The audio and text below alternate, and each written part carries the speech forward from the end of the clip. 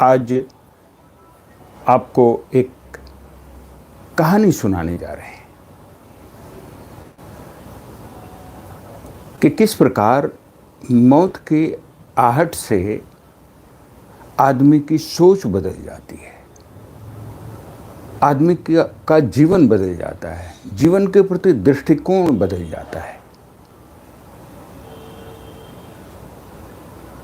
इसी पर एक बहुत ही अद्भुत कहानी है, आइए उसको सुनते हैं। एक गांव था, बड़ा गांव था।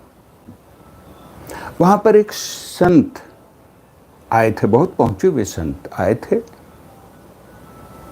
और उनके दर्शन के लिए लोगों की भीड़ जा रही थी। बहुत ही भव्य संत थे और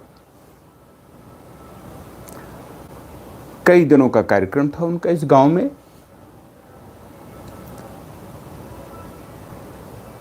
धीरे धीरे इतनी भीड़ को जाते देखकर वहां एक बहुत बड़े सेठ थे, बहुत बड़े व्यापारी थे। उनको पता चला कि इस गांव में बहुत बड़े संत पधारे हुए हैं और सब लोग दर्शन के लिए जा रहे हैं और मैं कैसा अभागा हूं जो इस व्यापार में फंसा हुआ और मौका नहीं मिल रहा है जाने का। सो उसने एक दिन मौका निकाल ही लिया और गया संत के दर्शन करने, उनके वचनों को सुनने के लिए। दर्शन भी हुए। उनके वचन को सुनने के दौरान उसके दिमाग में एक बात कौन थी कि संत का चेहरा तो देखा हुआ लगता है, इसे कहीं देखा है। और इसी उधेड़-बुन में वो संत फिर वापस घर आए और सोचते सोचते सोचते अंत में उसे एक क्लू मिला, सूत्र का एक सिरा मिला। करे ये तो हमारे बचपन के मित्र के चेहरे से मिलता है। कल पूछूंगा, कल मौका निकाल के इस संत से पूछूंगा कि क्या वो मुझे पहचानते हैं या क्या नाम है, वो पता चल जाएगा। दूसरे दिन बड़ी उत्सुकता से वो व्यापारी सेठ संत के पास पहुंचा। जब प्रवचन समाप्त हो गए, थोड़ा एकांत हो गया। एकांत देख करके सेठ ने उस संत से पूछा कि आपका चेहरा तो मेरे मित्र से मिलता है, बचपन के मित्र से मिलता है।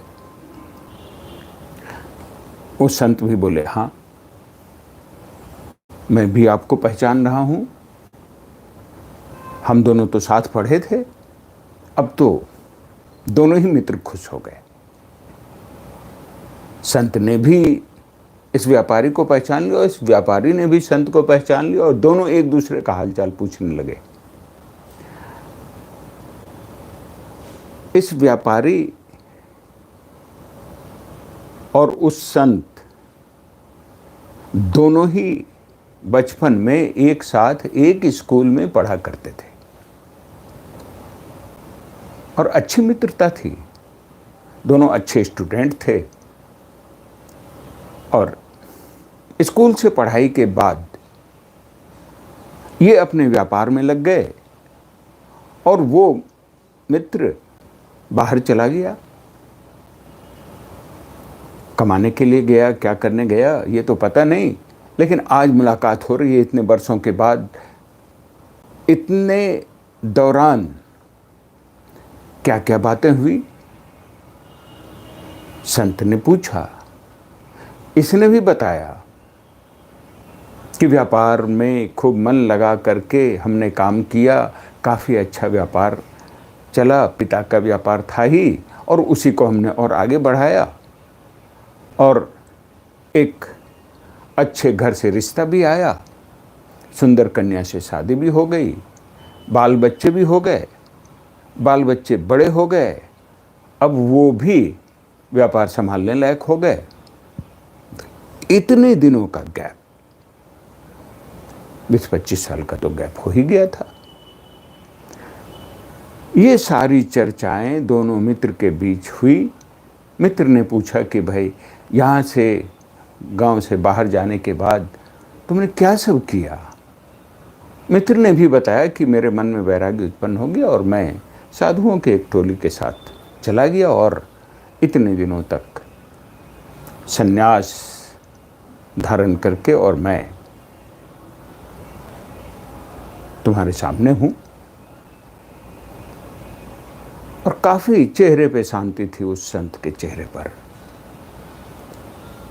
उस संत ने अपने मित्र व्यापारी से कहा, मैं तो कल ही तुम्हें देख करके पहचान गया था और तुम्हारे चेहरे पर जो परेशानी थी, जो चिंताएं थी, उसे मैंने कल ही भांप लिया था और मैं समझ रहा था। मैं तो अंदर की बातें भी समझता हूँ। मैंने समझ लिया था कि तुम अभी भी बेचैन हो। व्यापारी ने कहा, हाँ मित्र, मेरे पास सब कुछ है, पूरा व्यापार फैला हुआ है, इनकम के अनेक साधन हैं, पैसे की कमी नहीं है, घर में आदमी की कमी नहीं है, लेकिन इतना होने के बावजूद भी मन में चैन नहीं, मन बेचैन है। और चिंता होती है कि व्यापार कहीं डूबेगा तो नहीं, इस व्यापार को और आगे बढ़ाना है, इस व्यापार का कंपटीटर भी खड़ा हो रहा है, वो चिंता अलग खाई जा रही है। जो धन है उसे सुरक्षित भी रखना है, उसे बेहतर निवेश भी करना है, बाल बच्चों को भी आगे देखना है। कई तरह की चिंताएं लगी हुई हैं। गुस्सा भी आता है, अपने बच्चे पर भी गुस्सा आता है, अपने कर्मचारियों पर भी गुस्सा आता है। मन के मुताबिक काम नहीं होता है तो गुस्सा तो आता है। घर के लोगों पे गुस्सा आता है, मन में ईर्ष्या, द्वेष, भय, ये सारा हमारे मन में है, सारा हमारे मन में आता है और मन को बेचैन किए हुए है। जैसे सागर में लहरें उठती हैं, उसी तरीके से हमारे मन में बेचैनियाँ उठती हैं। इतना कुछ होने के बावजूद भी मन बेचैन है और तुम कितने शांत हो। तो संत ने कहा कि तुम क्या चाहते हो ये बताओ। उस व्यापारी मित्र ने कहा कि मित्र, इतना जीवन तो हमने देख लिया, अब मैं चाहता हूं कि तुम्हारी तरह ही हमारे मन में भी शांति आवे, मन में भी चैन आवे, मन प्रफुल्लित रहे। इसका उपाय बता दो। बोला, संत ने कहा कि ठीक है, जरूर बताऊंगा, और अपने मित्र को नहीं बताऊंगा तो किसको बताऊंगा। कल आना तुम इसी समय शाम को मेरे पास, मैं कल बता दूंगा। और खुशी खुशी दोनों विदा हुए। दोनों मित्र मिले ही थे, गदगद थे। स्वाभाविक है, यदि आपको अपने बचपन का मित्र इतने सालों के बाद, 20-25 सालों के बाद मिले, तो आपको भी उतनी ही खुशी होगी जितनी खुशी उन दोनों मित्रों को हुई। वो मित्र, व्यापारी मित्र, घर चला आया, बहुत खुश था कि चलो उसने मुझे पहचान तो लिया, नहीं तो लोग इतनी ऊंचाई पे पहुंच के पहचानते नहीं हैं। दूसरे दिन शाम को मौका निकाल करके वो गया। उस संत ने बड़े प्रेम से बैठाया और कहा कि मैंने रात में अपने ध्यान बल से देखा तुम्हारे बारे में, बहुत कुछ बातें सामने आई, कुछ भविष्य की भी बातें सामने आई। कहते हुए थोड़ा संकोच होता है। मित्र ने कहा कि नहीं नहीं मित्र, व्यापारी मित्र ने कहा कि नहीं नहीं, संकोच करने की जरूरत नहीं है, अरे मित्र से खुले आम बता दो। बोला ठीक है। तो देखो, आज से 7 दिनों के अंदर में तुम्हारी मृत्यु हो जाएगी। 7वें दिन तुम्हारी मृत्यु हो जाएगी, इस संसार से विदा होना पड़ेगा। तो जब विदा होना ही है तो तुम जो जो समेट सकते हो, जो जो अपने साथ ले जा सकते हो, उसे समेट लो। बस इतना ही मैं कहना चाहता हूं। और फिर दोनों मित्र, ये व्यापारी मित्र घर आ गए। घर आ गए तो अब तो व्यापारी मित्र को तो मौत की आहट सुनाई पड़ने लगी कि अब तो 7 दिनों के अंदर मर जाना है, 7वें दिन मेरी मौत हो जाएगी। तो उसको सारा संसार असार लगने लगा। ये धन दौलत, ये परिवार, ये बेटे बेटियां, सारा कुछ। अब तो न व्यापार करने में मन लगा, न ही घर में किसी से बात करने में मन लग रहा है, न ही धन का मैनेजमेंट करने में लग रहा है मन। और जब इन सबों से एक तरह से नाता टूट गया, तब वो क्रोध किस पर करे? अब वो लोभ किस चीज का करे? कौन से धन का लोभ करे? जाना ही है, और साथ में कुछ समेट के तो ले भी नहीं जा सकते हैं।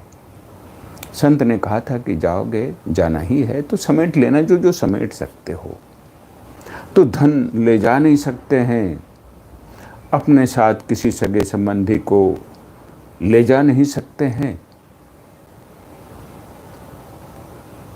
और इन 7 दिनों में हम क्या व्यापार को बढ़ाएंगे, धन का क्या मैनेज करेंगे, धन को क्या निवेश करेंगे? सो वो सब तरफ से मुक्त हो गया, सारे विचारों से मुक्त हो गया। धन मैनेजमेंट के विचार से मुक्त हो गया, परिवार मैनेजमेंट के विचार से मुक्त हो गया, व्यापार मैनेजमेंट के विचार से मुक्त हो गया। तो उसके क्रोध खत्म हो गए, उसके लोभ खत्म हो गए, उसकी ईर्ष्या समाप्त हो गई, उसकी लालसा समाप्त हो गई, उसकी इच्छाएं समाप्त हो गई।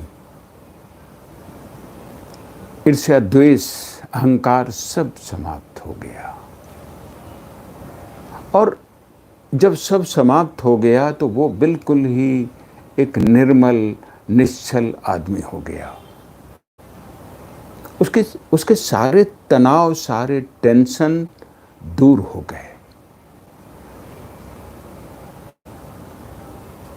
अब 2-3 दिनों के बाद वो संत आए अपने मित्र व्यापारी के घर। पूछा, मित्र कहो क्या हाल है? मित्र ने तो उसके चरण पकड़ लिए, कहा आपने तो मेरी आंखें खोल दी। अब मेरे मन में जो अपूर्व शांति प्रवेश कर चुकी है उसका मैं वर्णन नहीं कर सकता हूं। अद्भुत शांति है, न कोई वैर है, न कोई ईर्ष्या है, न कोई अहंकार है, सब समाप्त हो चुका है। और मैं कुछ ले जा भी नहीं सकता हूं, इसलिए मैंने कुछ भी समेटा नहीं है। और तुमने मेरे ऊपर बड़ा उपकार किया कि अंतिम समय में मुझे बतला दिया, नहीं तो मैं इसी सब चक्कर में फंसा रहता और कुछ नहीं कर पाता। बहुत उपकार किया मित्र तुमने मेरे अंतिम समय की बात को बताकर। उस संत मित्र ने कहा कि देखो, मैंने तुम्हारे 1 सप्ताह में मरने की बात तो यूं ही कह दी थी, तुम्हें बदलने के लिए कह दिया था, लेकिन गलत भी नहीं कहा था, क्योंकि सप्ताह के इन्हीं 7 दिनों में लोग मरते हैं। तो सप्ताह के इन्हीं 7 दिनों में सोम, मंगल, बुध, बृहस्पति, शुक्र, शनिचर, इतवार, इन्हीं 7 दिनों में किसी न किसी दिन कोई भी मरता है। तो तुम भी मरोगे, हम भी मरेंगे। तो हमने तुम्हारे मन में ये भाव उत्पन्न करने के लिए कहा था कि जिस तरह मैं रोज ये मान के चलता हूं कि आज ये मेरा अंतिम दिन है, मरना है, उसी हिसाब से ये मेरा जीवन चला और मैं शांतिपूर्वक जीता हूं। और जिसको कुछ नहीं चाहिए सोई शहंशाह, जिसके मन से सारी इच्छाएं समाप्त हो गईं, सारे मोह माया सब समाप्त हो गए, वही मुक्त है, वही शांति को उपलब्ध हो पाता है, वही संत बन जाता है। तुम्हारे अंदर में यही भाव में भरना चाहता था, ताकि तुम्हारी बेचैनी दूर हो सके, तुम्हारे अंदर में जो चिंताएं हैं, ईर्ष्याएं हैं, जितने भी सांसारिक भाव हैं, वो समाप्त हो सके। और वो समाप्त हुआ और तुम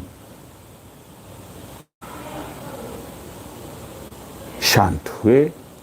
अब तुम हमारे ही जैसे संत हो गए, भले ही तुम किसी भी वेश में हो। इस प्रकार मौत की आहट ने उस व्यापारी के जीवन को ही बदल दिया, जीवन के प्रति दृष्टिकोण को बदल दिया, अपने व्यापार के प्रति दृष्टिकोण को बदल दिया, अपने सगे संबंधियों के प्रति दृष्टिकोण को बदल दिया, अपने धन के प्रति दृष्टिकोण को बदल दिया। बहुत बड़ा बदलाव आया और वो शांति को उपलब्ध हो गया। श्री सद्गुरु महाराज की जय।